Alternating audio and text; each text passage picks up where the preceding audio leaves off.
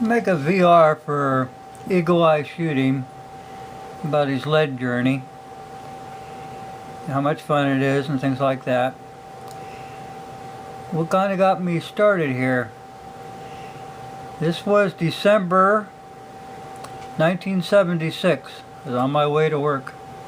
And as always, I stopped at the convenience store and picked up a couple magazines on hunting and fishing and things like that, which I always did because I always worked second shift. So I get to work, and finally I found some time in between jobs to do some looking, and this is what I come up with. This is, what would you do, say a week from next Tuesday, if there was no electric power, no city water or telephones, no food in a supermarket, no gasoline at the pumps, the banks had all closed, and a mob had formed in the center of town, looting and burning under frustration and fear. Could you and your family survive? That's what started it.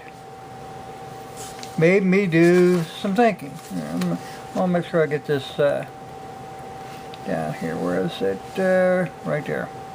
Guns and Ammo magazine, December 1976. And I kind of blossomed out from that. You know, they had, whoops. I mean, they had, you know, showed looters and stuff. Because we are not simply looking at the possibility of hard times, but we're also looking at a total social collapse, complete with widespread violence, looting, firestorms, starvation, and waves of epidemic diseases. And then they went on, they were showing, you know, their different calibers, you know, what calibers do you need, how much ammo, so on. Okay, and then it went into like your different things. This is Mountain House food back in. There's some more food. There's some more, you know, got your little hand grinder and your all that other stuff. And then it went on to you know, scanners and survival shortwave and I guess here there will probably be no warning at all unless you are living at your retreat when the first blast occurs. The odds are that you will never reach it. It's things like that. And are you prepared to survive, so on and so forth. That's what got... Here's something else too. I want you to look at this. I'll zoom in just a little bit more.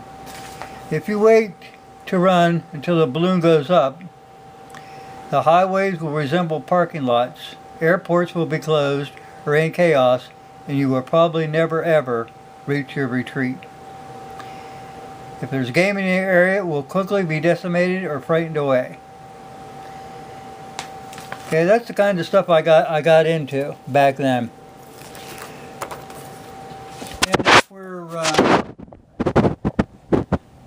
this guy came in. Now, I got into casting about the same time I got into reloading. Well, actually I started reloading shotgun shells before that. Then I kind of just left it there because I just, you know, hunted small game and I didn't do much for center fire or anything like that. Then I read this thing and it got me to thinking. It got me to thinking really strong. You got to be able to provide for your family. And if there's nothing at the stores that you can buy, you're screwed when it comes to reloading. So I got into casting. Mostly, you know, people say, well, I do it so I can save money and so on and so forth. I do it to be self-sufficient. I want to be able to provide for myself and my family. I don't want to have to depend on anybody else. Just like our forefathers. Depend on yourself.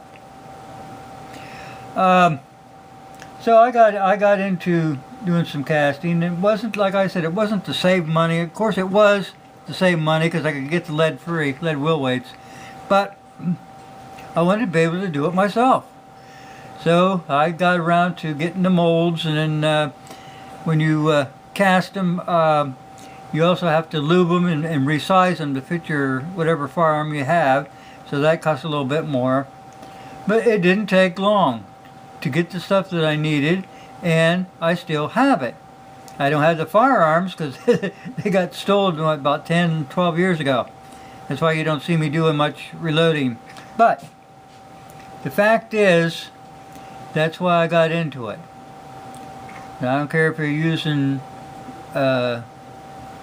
wheel weights, or if you're using like Willie Bullet Man out there, if he's using zinc, he's still making something that he can use to defend himself and to provide himself with food if it need be.